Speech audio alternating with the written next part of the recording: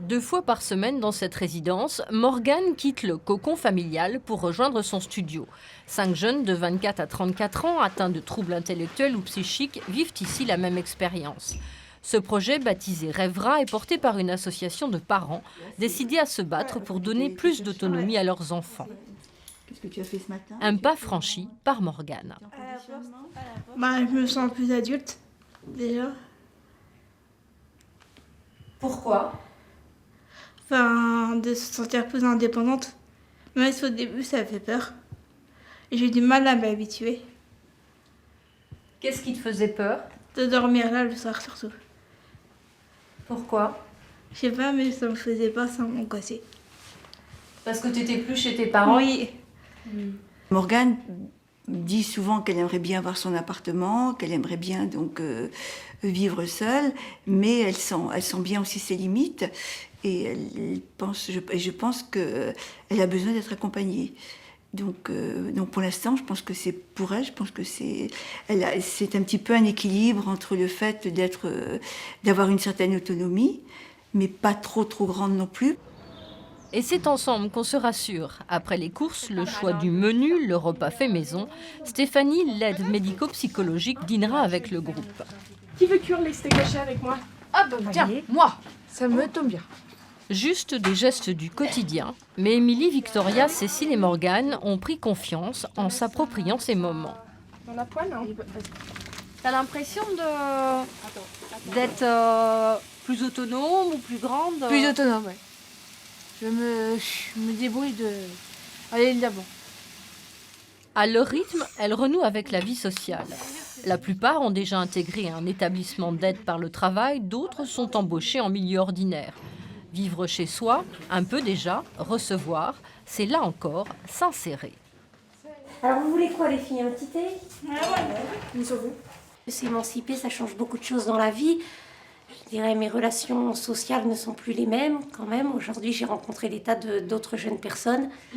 Donc c'est aussi au niveau du relationnel que ça a beaucoup changé en moi. T'as plus confiance en toi? Peut-être un peu plus, exactement. Même s'il y a toujours des moments de doute, forcément. Tu es bien dans ta peau aujourd'hui? Je peux dire que je suis beaucoup mieux dans ma peau que je ne l'ai été, tout à fait. Bonjour Madame Dominique Landman, alors vous êtes coprésidente de l'association Agir. Qu'est-ce que c'est que cette association? Qu'est-ce que vous avez voulu créer? Alors, l'association Agir est une association qui accompagne vers l'autonomie sociale des jeunes et moins jeunes, puisque ça fait déjà maintenant 25 ans, un peu plus de 25 ans que l'association existe, vers l'autonomie sociale. Ces personnes sont en situation de handicap intellectuel modéré, avec ou sans troubles associés. Nous avons développé donc, le projet Rêvera qui existe depuis 12 ans, qui se trouve donc dans cette résidence. Et cette action a permis à 23 jeunes d'aller vers le logement ordinaire. Et c'était, bon, peut-être pas leur souhait au départ parce qu'ils ne se rendaient peut-être pas compte des capacités qu'ils avaient d'aller vers le logement ordinaire, mais en tout cas, le résultat est là. En quoi c'est difficile pour ces jeunes de trouver un hébergement qui leur convient? Pour ceux qui travaillent en milieu protégé, ils peuvent être accueillis dans des foyers d'hébergement, mais ce schéma ne leur convient pas à tous. Et il y a des personnes qui préfèrent avoir une vie plus autonome, plus libre. Vous avez un autre projet que vous avez baptisé Timosaïque. En quoi il est différent de ce que vous avez mené déjà ici? Alors, Timosaïque, ce seront 6 appartements, donc ils seront locataires de droit commun d'un appartement type 2 chacun.